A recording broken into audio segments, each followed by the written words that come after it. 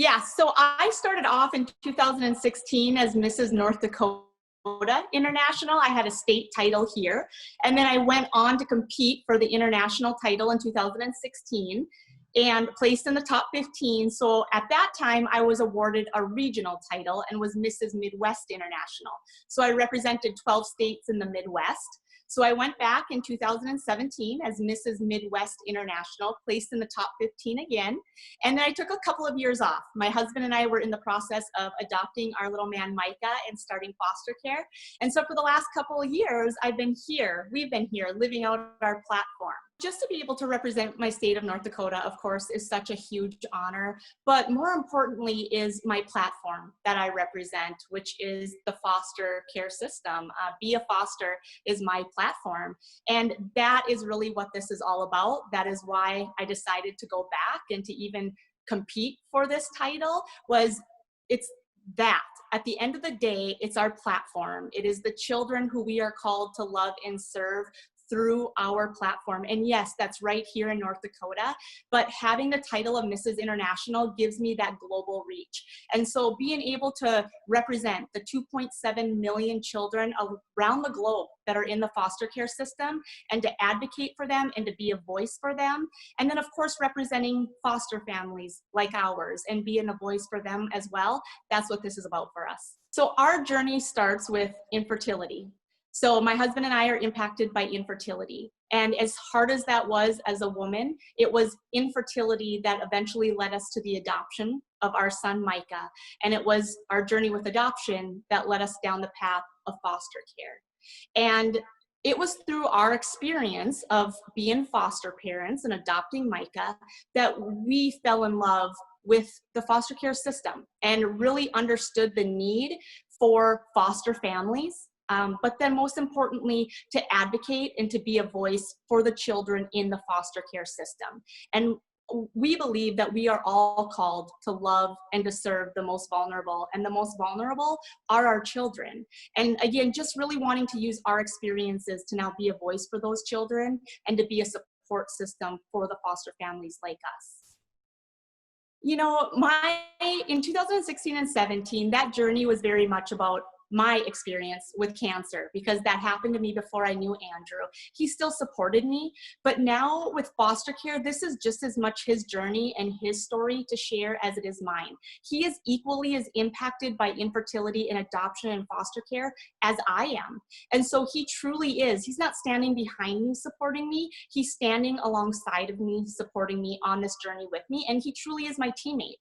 And without him, none of this would be possible. I wouldn't be standing here. So it is a huge part of the international system to have your spouse involved. And I'm just so grateful to have him by my side, making this possible this year.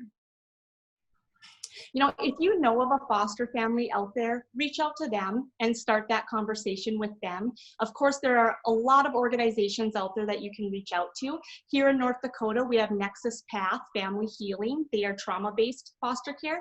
You can reach out to them. You could also reach out to County Social Services, because of course we have county, which is like regular foster care. So reaching out to those couple organizations, but really keeping in mind that everybody's foster care journey is going to be different.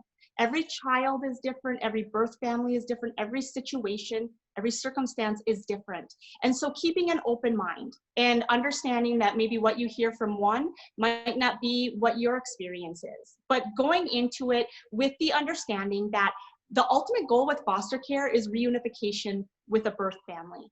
Is that always possible? It's not. There are many children in the foster care system right now that are waiting for forever homes and to be adopted. But that is our ultimate goal with foster care, is reunification. So go into it with an open heart, understanding that we are here to support the birth families so that we can hopefully reunite their children with them.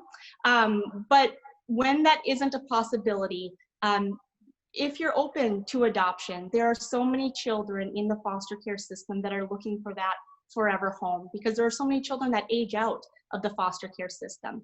So just keep an open mind, keep an open heart, understand that every situation is going to be different, and then be realistic.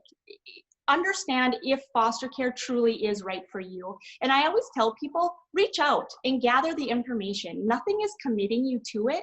Reach out and gather the information. From there, you can decide if foster care is right for you right now. And it might not be right in this moment, but maybe a year down the road, it is. And that's what we did. You know, it wasn't right for us right when we decided to do foster care. We waited a little bit to get our son Micah into our home and adjusted, but we eventually knew the time was right for us. So that's what we would say to everybody. At the end of the day, yes, it's fun to wear the crown. It's so sparkly, but we are truly driven by the children in the foster care system who we are called to love and to serve.